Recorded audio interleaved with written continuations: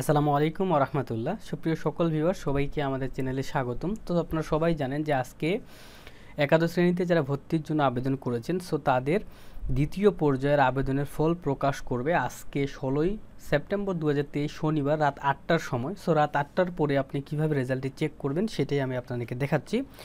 তার জন্য Google Chrome ব্রাউজারে আসবেন। আসার পর এখানে আসে সুন্দর করে সার্চ করতে হবে xiclass.admission.gov.bd। এটা লিখে আপনি সার্চ করার পর আপনার সামনে এমন একটা ওয়েবসাইট আসবে। তো এইখান থেকে আপনি দেখতে পাচ্ছেন, একটু নিচে আসবেন। আসার পর এইখানে ফলাফল বাটনে ক্লিক করতে হবে।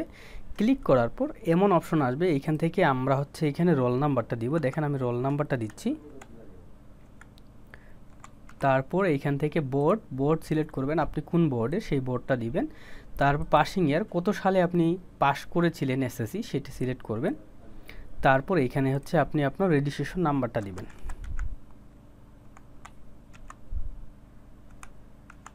দেওয়ার পর এই যে দেখতে পাচ্ছেন এইখানে একটা ভেরিফিকেশন কোড, এই কোডটাকে আমরা এখানে বসাবো। বসানোর পর এই যে ভিউ রেজাল্টে ক্লিক করব।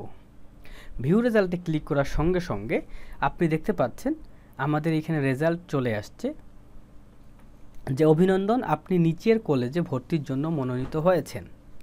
ঠিক আছে, সো দেখতে পাচ্ছেন এইখানে আপনার কলেজের নামটা লেখা থাকবে এবং এইখানে ভার্সন লেখা থাকবে এবং এখানে আপনি কিসে চান্স পেয়েছেন, সায়েন্স না আর্টস না কমার্সের লেখা থাকবে। আপনার কোটা থাকলে এই কোটাটা লেখা থাকবে।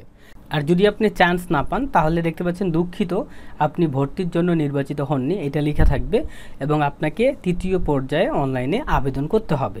এর জন্য কোনো টাকা পয়সা আপনার লাগবে না। এবং এইখানে অবশ্যই এটা মাথায় রাখবেন, যারা দ্বিতীয় পর্যায়ে নির্বাচিত শিক্ষার্থী হবে তাদেরকে 17ই সেপ্টেম্বর থেকে 18ই সেপ্টেম্বর রাত 8টার মধ্যে মোবাইল ব্যাংকিং বা চার্জ বাদে 335 টাকা নিশ্চয়ন ফি দিতে হবে। ঠিক আছে, অবশ্যই নিশ্চয়ন ফি দিতে হবে এবং নিশ্চয়ন করে ফেলার পরে ঠিক আছে, আপনার পরবর্তীতে যখন শিক্ষা প্রতিষ্ঠানে ভর্তির তারিখ দেখতে পাচ্ছেন 26 সেপ্টেম্বর থেকে 5 অক্টোবর পর্যন্ত আপনি ভর্তি হয়ে যেতে পারবেন। আর যদি নিশ্চয়ন না করেন তাহলে কিন্তু আপনি ভর্তি হইতে পারবেন না। ঠিক আছে, এবং দেখেন যারা মাইগ্রেশন করেছে, মাইগ্রেশন প্রাপ্ত শিক্ষার্থীদের রেজিস্ট্রেশন ফি দেওয়ার কোনো প্রয়োজন নাই। তো এই ছিল আজকের ভিডিও, লাইক করতে ভুলবেন না।